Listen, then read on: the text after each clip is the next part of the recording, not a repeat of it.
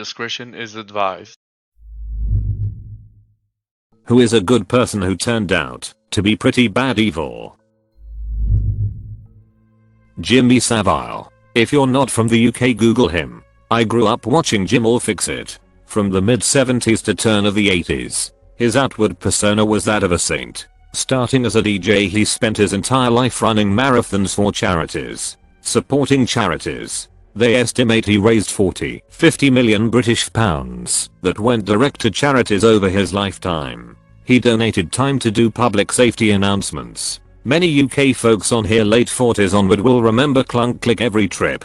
He was knighted by the Queen for his contributions to British society. Before he died 2011, there had been investigations into sexual misconduct, but nothing really came to light in public. They now believe that he was the most prolific sexual predator that Britain has ever experienced, with around 300 potential victims over 60 years. Many of them children. Savile was one of those people who I didn't grow up following, but for most of my life, I'm 51. When I heard his name mentioned, I had the utmost respect for him. I still remember very clearly when all of his atrocities began to be publicly disclosed. I was disgusted by him and profoundly sad, more than I expected, that this person who I had respected had betrayed that respect. His work for society was, at least originally, genuine if not sincere to his death. But at the same time, he was quietly evil, despicably preying on vulnerable people and kids. People have gone back and thoroughly scrutinized his interviews and autobiographies and believe there are several components that could be interpreted as him regretting things he's done, trying to admit what these were, and veiled calls for help. I have no sympathy for him, but he must have been a tortured individual. Josh Duggar. He put out this squeaky clean image from the first season of 17 Kids and Counting, where he wouldn't even kiss his fiancée until they were married. And then years later he's in the news for molesting his sisters, cheating on his wife using the Ashley Madison website he was impacted in the leak of user info, assaulting the woman he cheated with, and now he's in prison for CP. Investigators say the stuff they found on his laptop was some of the worst they've ever seen. Guy's a total piece of shit. What I don't understand about this guy was he went through one very public shaming when the molestation of his sisters was revealed. He escapes prosecution thanks to the intervention of his dad. Then he uses an office computer to load up pedophile images so that sooner or later he was going to get caught. It's like he has this death wish, or maybe a desire, to inflict maximum damage on his dad and the entire Duggar brand.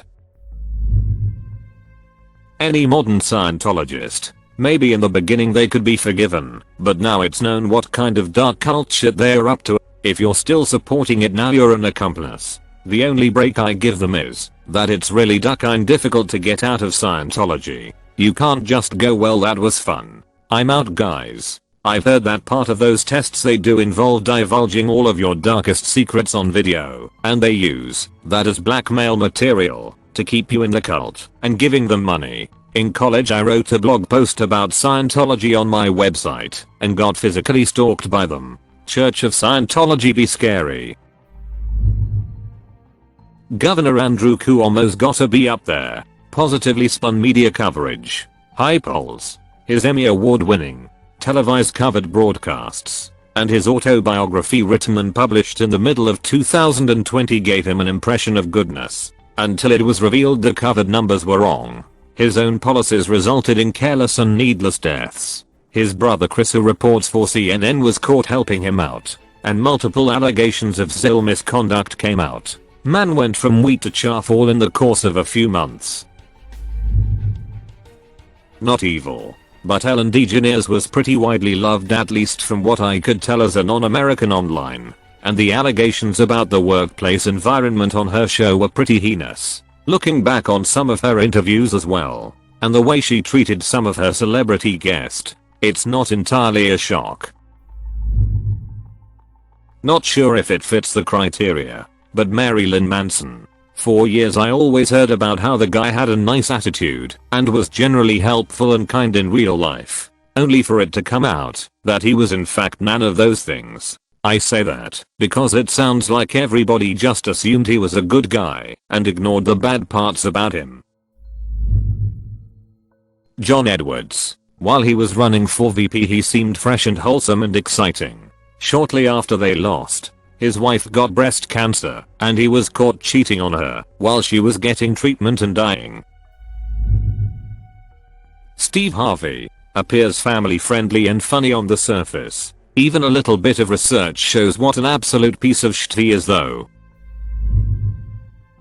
Many of you don't know who this person is, but she used to be a news personality on a local station here in Indiana, WTHR Channel 13. When I was a kid, one of our field trips we were allowed to go on often was to go to the time trials down at the Indianapolis 500. And after the practice trials sometimes the drivers would come up to the gates and sign autographs for the kids. I was in love with this news personality, as little kids would be anyway. I go up to get an autograph quote unquote from this news personality. Her name was Patti Spitler, and she was interviewing this race car driver, and since I was taught to be polite and not to talk until people were finished talking, I waited. When they finished talking, I walked up and I said, "Oh Mrs. Spitler, can I have your autograph?" She says to me, "Go away, could you bother me?" Now this race car driver that she was interviewing was Anjelikka, and he had the reputation of being basically a race car driver, but I guess he loved kids because he said to me, "Come here sweetheart, I'll give you an autograph," and he signed my autograph book, and then he called over 3 other race car drivers and they all signed my autograph book. This news reporter made me cry, and after that every time I seen her on TV it just made me mad. As soon after this, I don't know if Aj reported how she treated me or what happened, but she was busted down to a feature reporter for the rest of her career, and nowadays 40 years later she only gets spots once in a while on It Comes to Animals. So I learned how mean one personality could be and how nice of a person Aj was to kids.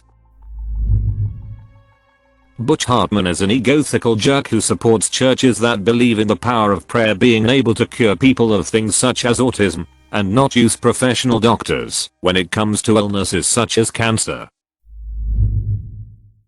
Harold Shipman. His patients all absolutely loved him, to the point where they would write him into their wills just before he murdered them. Even to this day, there's people who he looked after still say he was the kindest doctor they ever had. King Leopold II of Belgium. From the onset, he started a charitable organization to help liberate the people of the Congo from slavery and called it the Free Congo State. Free to him being free to reign how he wished. All his charitable acts were a guise to subjugate, enslave and work to death thousands of Africans for rubber and ivory. Joss Whedon. He greatly influenced my attitudes toward women and feminism when I was in college circa 2010. His writing was groundbreaking in a lot of ways. Too bad it was all a lie. Benny Hinn, Jodestein, Kenneth Copeland, etc. I'm not religious, but all of these televangelists preying on people of faith, acting as if they are the word of God, and taking money by the boatload. Evil. Pretty sure Jesus wouldn't be too cool with you robbing his people for that mansion, yacht, and private jet. Even as a faithless man, seeing the actions of these so-called religious leaders is pretty ducking disgusting, and I just cannot understand why people fall for their blasphemy.